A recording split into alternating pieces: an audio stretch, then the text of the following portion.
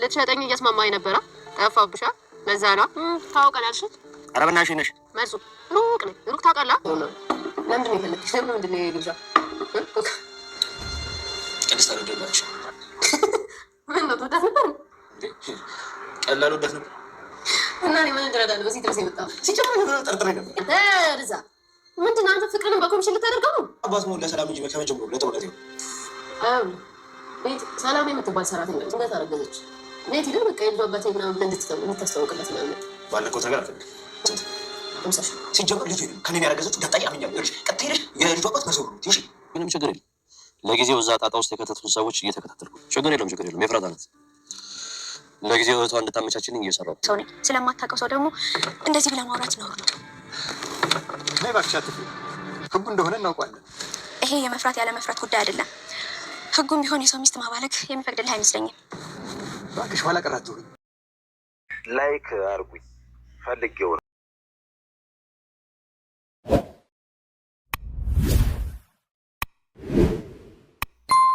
የሞገስ ጠበቃ ሉላ ላይ አይኑም ልቡም ያረፈባት ይመስላል ማለት ነው። ሉላ ግን እንደዚህ አይነት ነገር ወይ ፈንከች እያለች ነው። አንተ ምን ታውቃለህ ስለኛ? እኔ ለፍቅር ብዬ ብዙ መስዋዕት ከፍያለሁ፣ ለማይረባ ለተልካሻ ገንዘብ ብዬ ግን እኔ ፍቅሬን አልክድም እያለችው ትገኛለች። እሱ ግን ቆንጆ መሆንሽን ታውቂያለሽ፣ አንቺ ወልደሽለታል ወይ ለዚህ ልጅ ብሎም እየጠየቃት ነበርና እሷም ከኛ ጉዳይ ጋር ይሄን ነገር ምን አገናኘው ብትለው እንግዲህ እንዳንቺ አይነት ቆንጆ እዚህ ምድር ላይ እንደ ምድር አሸዋ መብዛት አለባቸው እያላት ይገኛል። ሰላም ጤና ይስጥልኝ ውድና የተከበራችሁ የቻናሌ ቤተሰቦች ሁላችሁም ሰላማችሁ በዘት ተረፍረፍ ይበልኝ እያልኩኝ ለቻናሌ አዲስ ሆናችሁ ሰብስክራይብ አድርጉ፣ ነባሮች ደግሞ ስለምታበረታቱኝ ምስጋናዬ ከልብ ነው። እንግዲህ ሉላ ከሞገስ ጋራ ጠበቃቸው ጋር ሄደው ነበረ። ጠበቃው ግን ገና ሲጨብጣት ልቡ ያረፈባት ይመስላልና እጇን ጨብጧት ለደቂቃዎች ቆይቶ ነበረ። እንደዚሁም ሰውነት ሁሉ ላበላብም ሆኖም ነበርና ሶፍት አንስቶ መላጣውን እየጠራረገ ነበረ። ነገር ግን ጉዳዩን እንደሚፈጽምላቸው በአንድ ሳምንት ውስጥ እንደሚያልቅ የሚሄዱ ፕሮሰሶች እንዳሉ እነኛም ፕሮሰሶች መሙላት እንዳለባቸው ይነግራቸዋል ማለት ነው። ነገር ግን መድብል በመደወል እንግዲህ ሞገስን ቶሎ እንዲመጣ ይነግረዋል ማለት ነው። ወደሱ ጋር በአስቸኳይ ጉዳይ እንደሚፈልገው እንደዚሁም እንግዲህ አብረው የሚሰሩ ስራ እንዳለው ይነግረዋል ማለት ነው።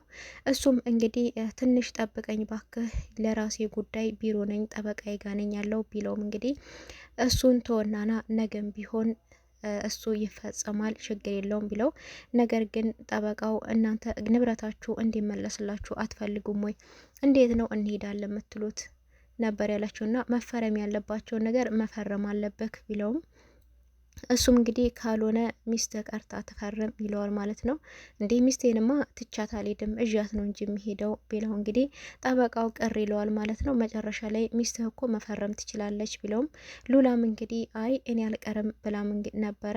ነገር ግን በአንድ ሳምንት ውስጥ ይሳካል፣ እሷ የቀሩትን ፋይሎች መፈረም ትችላለች ስለተባለ እሷም በቃ እሺ ሂድ ነበር ያለችውና እኔ በራሴ መኪና እቤት ደርሳ መጣት አለው በማለት ነበር ያታለለው ሞገስም ማለት ነው። ሞገስም እንግዲህ አገር ሰላም ብሎ መድብል ወዳለበት ጋር ሄዷል ማለት ነው። እንደዚሁም ዝናም እንግዲህ ከእስር ቤት እንደወጣ ከእስር ቤትም አይባልም ከእገታ ቦታ እንደወጣ ለመጀመሪያ ጊዜ መሀሌትን አግኝቷታል ማለት ነው። እሷም እንግዲህ ውይ ናፍቀህ ነበረ ብትለው እንግዲህ እሱም ተይ እንጂ ናፈኩሽ ምን ትመስላለች እጂ ከፊቴ ዞር በይ ርቦኝ ነው በይ ርቦሽ ነበር እንዴ ስርብሽ ትዝ ብለሽኝ ይሆናል እያላት ነበርና እሷ አይ መራብስ አራበኝም አንተ ቀደም ብለ እየሰጠኸኝ ገንዘብ ስላለ እሱን እየተጠቀምኩ ነበረ ብቻ ዝም ብለ ነው የናፈከኝ ብትለው ዝም በይ አንቺ ሰው መቼም አይናፍቅሽም አንቺ ገንዘብ ወዳድነሽ ሲጀምር ጀምሮ እህትሽን ያዥልኝና እኔ ብዬሽ ነበረ የታለች በህይወት ምንም እንዳትሆን በህይወቷ ይዘሽልኝ ነይ አንድ ነገር እንቅፋትም እንዳይነካት ኤፍራታን ቀጥታ ይዘሽልኝ ነይ ፈልጋታለሁ እሷ እኔ ከጠላቶች ጋር ተደራጅታ አሳልፋ ይሰጠችኝ እያለት ነበረ ለማህሌት። ማህሌትም እንግዲህ እባክህ እሷ ወዳ አይደለም አንተ እንዳስገድድካት እሱም እገልሻለሁ ብሎ አስገድዷት ነው ይህንን ድርጊት ያደረገችው ነበር ያላትና አዎ እኔ እኮ እስከ 7 ቤት ያልተደፈርኩ ጀግና እኔ ነኝ ተደፈርኩት። ለመጀመሪያ ጊዜ አስደፈረችኝ። የሌለ መከራ የሌለ ሲቃይ ያሳለፍኩት በእሷ ምክንያት ነው። እሷ እንዲህና ይህን ነገር ባታደርግብኝ ኖሮ ይህን ሁሉ መከራ ባላሳለፍኩ ነበረ። አሁን በህይወት መኖሬን ነው እዚህ ጋር የምታዩ እያላት ነበርና እሷም እሺ በቃ እጄ ልመጣለሁ በማለት ተስማምታ እንግዲህ ኤፍራታን አሳልፋ ልትሰጣት ነው ማህሌት። እንግዲህ እንደዚሁም ቅድስት መንገድ ስትሄድ መርዙ ደላላውን ታገኘዋለች እና እንግዲህ መንገዷ ላይ ስታገኘው በጣም ነው የደነገጠችው። እና ከዛ እንዴ ምን ያስደነግጥሻል ብሎ ሰላም ሲላት እንዴ አንተ ስንት ነህ ቆይ ነበር ያለችው። አንቺ ራስሽ ስንት ነሽ እንዴ ሁሉም ቦታ እኮ ትታያለህ እንዴ በየአቅጣጫው ነው እንዲ ያለኸው ስትለውም ነበር። እና እሱ ግን አንቺ ልጅ እኮ በጣም ወድጄሻለሁ አፍቅሬሻለሁ ነበር ያለት እንግዲህ መርዙ ደላላ። እሷም እውነትህን ነው አለችው። ደግሞ ደላላ ፍቅር ያውቃል እንዴ ኮሚሽን መሰለህ እንዴ? እናንተ ደላሎች እኮ ሰውን አሳልፋችሁ ትሸጣላችሁ፣ አገርን አሳልፋችሁ ትሸጣላችሁ። ምን የማሸጡት ነገር አለ? ደላላ ደግሞ ብርና ውሸት ማጭበርበር እንጂ ምን አባታችሁ ፍቅር እንደሆነ የምታውቁት። ምን ነው ኮሚሽን ያገኘህብኝ እንዴ ነበር ያለችውና እሱም እንዴ እንዴት እንደዚህ ታስቢያለሽ? እኔ እኮ ወደድኩሽ ነው ያልኩሽ አትወጂኝም ማለት ነው ነበር ያላትና እሱም ሂድ ባክህን ፍቅርህን ይዘህ ገደል ግባ ነበር ብለው እንግዲህ ትታው ሄደችውና ያ ነገር ግን ቅር አሰኝቶት ነበረ። እንደዚሁ እንግዲህ ዳጣ ጋም ደውሎላት ነበረ። ዳጣንም ለማግኘት ሞክሮ የት ነሽ ያለሽው? ላገኝሽ እፈልጋለሁ ሲላት እንግዲህ ተው እንጂ በጣም ነው እንዴ የምትቀልደው? ምን ነው ዝና ይዞህ ነው እንዴ? ወይስ ያዝና ያዝልኝና ናሷን ብሎ ነው? የለችም ሞታለች በለው እባክህ፣ ሞታለች ሰንበት ብላለች ከሞተች በለው። እሺ ዝና ማን ነው? ዝና ምንድን ነው? ስለ ዝና የምታወሩ? እኔ ዝናን አላቀውም ነበር ያላት። እና ብቻህን ሆነህ ነው ታዲያ ስትለው አዎ ብቻዬን ነው፣ ብቻ ላገኝሽ ፈልጌ ነው ሲላት አይ ምንም ደስ አላልከኝም አንተ ሰውዬ፣ ያ ዝና የሚባል ሰውዬ ሳይዝክ የማይቀር ነበር ያለችውና ኧረ እባክሽ እኔ ደብሮኛል ባክሽን፣ አንቺ ትንሽ ፈታ ስለምታደርጊኝ አንቺን ላወራ ፈልጌ ነው። ያቺ ቅድስት ደግሞ አላፈቅርህም ማለችኝ ወደድኩሽ ብላት ነበር ያለው። እና እንዴ እሷ ደግሞ ኮሚሽን መሰለችህ እንዴ ወይስ ፍቅር በደላላ ተጀመረ ነበር ያለችውና አትቀልጂ ባክሽ ደብሮኛል እኔ ምናምን ሲላት እሷም እኔስ ደብሮኛል ባክህ እኔም ደብሮኛል ነበር ያለችውና እንግዲህ እንገናኝ ተብለው ተገናኝተው ነበር። እሱም እንግዲህ በቃ እሷ አልወድህም ብላኛል አንቺ ሳትወጂኝም ነበር ያለትና እንዴ እኔማ እወድሃለሁ እንጂ በጣም ነው እኮ የምወድህ ደብን አድርጌ ነው የምወድህ።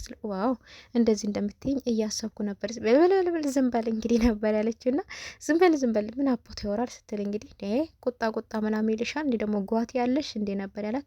ይልቁንስ አባት መሆን ትፈልጋለህ ነበር ያለችውና አዎ በጣም አባት መሆን እፈልጋለሁ። በተለይ ልጁ ከመረገዙ በፊት ያለው ላይፍ ምናምን በጣም ደስ ይላል። በደንብ አባት መሆን እፈልጋለሁ። ግን ካንቺ ነው አይደለ ነበር ያላትና አረ አይደለም ባክህ አትቀባጥር ለሰላም ነው ያልኩ ካለችው እንዴ አዎ የሰላም አባትማ መሆን እፈልጋለሁ።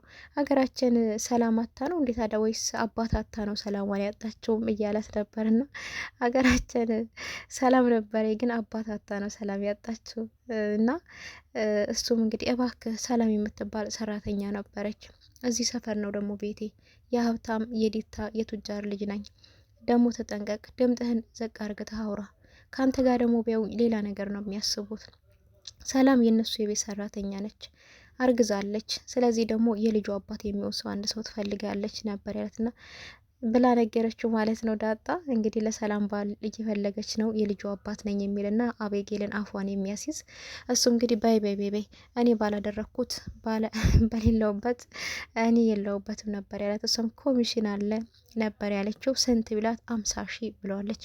እንደዛማ ከሆነ ልጁ የኔ ነው እኮ ሲጀምር ጀምሮ ከመጀመሪያው ልጁ የኔ ነው ሰላም ከኔን ያረገዘችው ያላትና እሺ በኮሚሽኑ ስዋሽህ ነው ነገር ግን ሰላምን ነግሬያት አማክሬያት ያለውን ነገር መልስልሃለሁ ያለችው።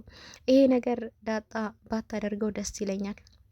ምክንያቱም ይሄ ልጅ ደላላ ነው። ብዙ ጊዜ ገንዘብ ኮሚሽን እያለ ሊቀበላቸው የሰላምን ሕይወት ሊያበላሽ ይችላል እና እውነት አቤጌል ምንም አያገባሽም ብለው አቤጌልን መልስ ሳይሰጡ ዝም ብለው መኖር ይችሉ ነበር። ግን ዳጣ አሁን እየተሳሳተች ነው።